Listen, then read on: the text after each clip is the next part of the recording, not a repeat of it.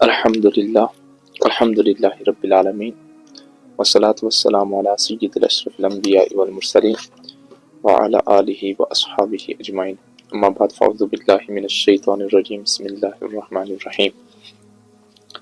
अल्लाह तबारक व तआला का फजल करम एहसान, जिस रब्बे काबा ने हमें इल्म दीन के लिए चुना, इल्म दीन सीखने की तौफीक अता फरमाई, सिखाने की तौफीक अता फरमाई। दुआ है रब्बे काबा से कि हर किसी शख्स को इल्म दीन की मोहब्बत अता फरमाए। हमें कुछ चीज़ें फ़र्ज़ हैं इस्लाम के अंदर। आप चंद मिनट के लिए इस क्लिप को सुना करें और कुछ ना कुछ सीखने को इंशाल्लाह ज़रूर मिलेगा। मुसलमानों के लिए अहम ज़रूरी फ़र्ज़ है नमाज पढ़ना, तो उस नमाज में कुरान पढ़ा जाता है कि बंदे के लिए कुरान सीखना फ़र्ज़ ऐन हो जाता है। तो कुरान सीखने के लिए उसके कुछ शराइत हैं, वो ये हैं कि हमें अव्वल नंबर पे क्या करना है कि हमें कुरान के मुताल्लिक जो चीज़ें हैं कि कुरान कैसे पढ़ा जाएगा, कायदा सीखना है, तजवीद सीखनी है। तो आप घर में बैठकर भी सीख सकते हैं। आज आपके पास हर एक चीज़ मुयस्सर है। कल ये जवाब आपका रोज़े क़यामत नहीं चलेगा कि हमने सीखा नहीं, हमें कोई सिखाने वाला नहीं आया। आज हर किसी के पास मोबाइल फ़ोन है, आप उससे हर एक चीज़ सीख सकते हैं। तो बहरहाल मैं आज के आपके सामने चंद मिनट इसी चीज़ पे गुफ्तगू करूँगा। अभी उसूल तजवीद मैंने जो ये चैनल खोला है, इसमें इन्हीं चीज़ों के ताल्लुक़ से बात की जाएगी कि उसूल तजवीद के ताल्लुक़ से कायदा सिखाया जाएगा और नमाज के अहकाम सिखाए जाएंगे, गुस्ल का तरीका, गुस्ल क्या है, जनाजा क्या है और मसलो मसाइल भी। तो इन सारी चीज़ों को हमें गौर से सुनना है और समझने की। कम मुद्दत में एक एक बात समझाने की अर्ज़ करूँगा मैं। कोशिश है पूरी कि आप सीख भी जाएंगे और कोशिश किया करें कि आप चंद मिनट निकाल कर इसको सुने क्लिप को और फिर प्रैक्टिकल आप भी करने की कोशिश किया करें। तो ये जो उसूल तजवीद है या कोई और तजवीद मारिफत तजवीद होती है, तो हमें ये सीखना ज़रूरी है। यहाँ पे है सबक नंबर, दर्स नंबर अव्वल जो है, मैं इसी से इब्तिदा करूँगा। दर्स नंबर अव्वल से हमें पहले ये तो पता होना चाहिए तजवीद सीखना कैसा है, तजवीद के बारे में क्या है। ये आप देख पा रहे होंगे, यहाँ पे लिखा हुआ है तजवीद के माना। तजवीद के माना में बताया हुआ है उम्दा करना और अच्छा करना। उम्दा का मतलब क्या होता है और अच्छा का मतलब क्या होता है। उम्दा कहते हैं किसी चीज को मजबूत करना और अच्छा करना। जैसे कि आप घर बनाते हो, मिसाल के तौर पे आपने घर बना लिया।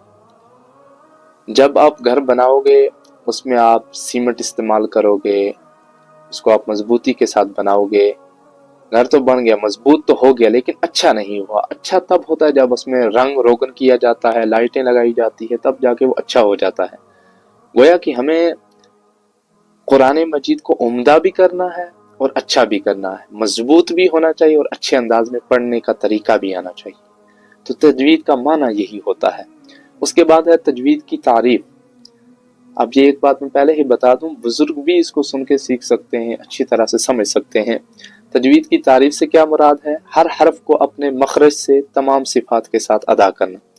मखरज जहाँ से हुरूफ निकलते हैं, हर हरफ जो है उसको अपना मखरज होता है, कहाँ से हुरूफ निकलता है। जैसे कि हम बा की बात करें तो दोनों होठों की तर हिस्सा जो भी है दोनों होठों का, उससे अदा होता है। ता ऊपर के दांतों की जड़ से अदा होता है। सा ऊपर के दांतों के किनारे से अदा होता है, सामने वाले जो दो दांत होते हैं। तो कहने का मकसद ये है कि ये इसका मखरज है, जहाँ से ये हुरूफ निकलता है हर्फ। तो सिफात जो इसके अंदर पाई जाती हैं, ये पुर होगा, बारीक होगा, किस अंदाज में पढ़ा जाएगा, तो वो इसकी सिफत है। सिफत में इसके अंदर आने चाहिए। ये तजवीद की तारीफ है। और उसके बाद तजवीद का मौजू हर एक चीज़ का होता है। आप कहीं पे कोई गुफ्तगू करते हैं, उसका कोई ना कोई मौजू होता है। मस्जिद के ताल्लुक से बात करेंगे, वुजू के ताल्लुक से बात करेंगे, कुरान के ताल्लुक से बात करेंगे, गोया कि कुरान आपका मौजू हो गया। ऐसे ही तजवीद का मौजू है कुरान के हुरूफ तहजी, यानी कि अलिफ से या तक जो हुरूफ है इनका नाम है तहजी। तो कुरान के हुरूफ तहजी अलिफ बा ता सा वगैरह जितने हैं, तो इनको तजवीद का मौजू करार दिया गया। उसके बाद चौथे नंबर पे आप देख पा रहे होंगे तजवीद की गर्ज क्या है। गर्ज ये है कि कुरान पाक को सही पढ़ना। गर्ज, आपकी गर्ज दुनिया में आकर आप जो काम करते हैं, सुबह निकलते हैं शाम तक, गर्ज क्या होती है? पैसा कमा कर लाएं। ऐसे ही तजवीद की गर्ज भी यही है कि हमारा कुरान मजबूत हो जाए, सही पढ़ना आ जाए। मैं आपको बिल्कुल जल्दी में, क्योंकि ज़्यादा वक्त नहीं होता है, तो इसलिए मैं आपको ऐसे ही समझाने की कोशिश कर रहा हूँ। उसके बाद है तजवीद का फ़ायदा, दोनों जहां में नेक बख्ती हासिल करना। यानी कि जब आप तजवीद पढ़ लोगे तो कुरान दुरुस्त हो जाएगा। जब आपको कुरान पढ़ना आ गया तो आपका दुनिया में भी जो इज्जत है, मकाम है, वो आला रहेगा और आखिरत में भी आला रहेगा। जब आप कुरान को सही तरीके से पढ़ोगे, उस पर अमल करोगे, कुछ सीखोगे, समझोगे, तो कुरान में हर एक चीज़ का इल्म है। जितना दुरुस्त पढ़ोगे उतना ही आपका फ़ायदा होगा। जैसे कि इमामत के ताल्लुक से बात करें तो सबसे पहला हक कारी ये कुरान को दिया गया है, इसलिए कि वो कुरान को उतनी ही मजबूती के साथ पढ़ता है, दुरुस्त तरीके के साथ। फिर है तजवीद का हुक्म।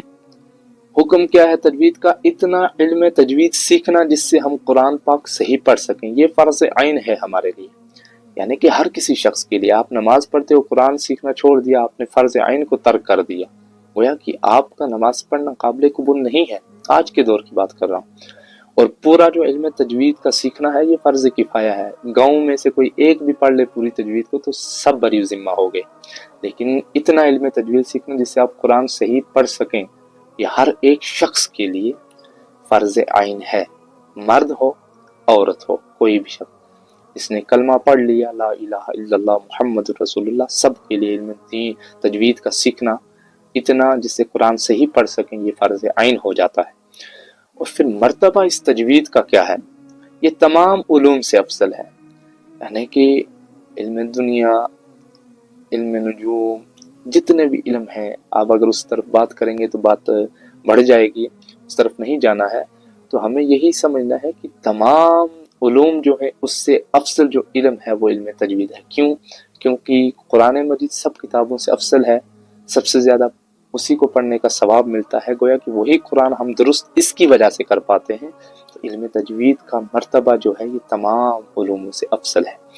उसके बाद फ़ायदे में एक बात बताई हुई है कि हमें ये पता होना चाहिए कि हम किस, ये जो किरात करते हैं, तजवीद पढ़ते हैं, हम इसमें किसको बड़ा समझते हैं, मानते किसको हैं।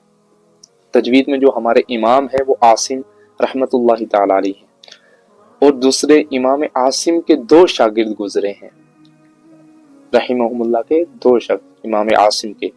पहले का नाम था इमाम शोबा और दूसरे का इमाम हफ्स। और हम जो हैं, हम लोग इमाम हफ्स की रिवायत पढ़ते हैं। गोया कि आपको ये याद रखना है कि तजवीद में जो हमारे इमाम हैं, इमाम आसिम हैं, उनके दो शागिर्द गुजरे हैं, एक तो इमाम शोबा और दूसरे इमाम हफ्स। फिर अगर आपसे पूछा जाए आप किसकी रिवायत पढ़ते हो, तो आपको जवाब देना है हम इमाम हफ्स अलैहि रहमा की रिवायत पढ़ते हैं। गोया कि ये खुलासा था तजवीद का कि आपको इस तरीके से ये याद रखना है कि तजवीद का काम क्या है, माना, तारीफ, मौजू, गर्ज, फ़ायदा, हुक्म, मर्तबा, ये तमाम चीज़ें आपके इल्म में होनी चाहिए। तो ये एक बात। और इंशाल्लाह अब दूसरी जो बात है वो औज़ बिल्लाह और बिस्मिल्लाह के ताल्लुक से। ये हर एक बुजुर्ग, हर एक जवान, हर एक मर्द, हर एक औरत, हर एक बच्चे के लिए ज़रूरी है कि हमें कुरान पाक के शुरू में किस तरीके से क्या पढ़ना है, औज़ बिल्लाह पढ़ना है, बिस्मिल्लाह पढ़ना है, किसका पढ़ना ज़रूरी है, किसका नहीं, ये इंशाल्लाह दूसरे वीडियो के अंदर आपको मिल जाएगा और बेहतरीन अंदाज में समझाया जाएगा। आपसे यही एक अर्ज़ है कि आप कुरान को सीखने की कोशिश करें। आप चाहे ये क्लिप सुन के सीखें, किसी और कारी साहब से सीखना चाहें, कहीं से भी हाफिज़ साहब से सीखना चाहें, अपने किसी इमाम मस्जिद से, खतीब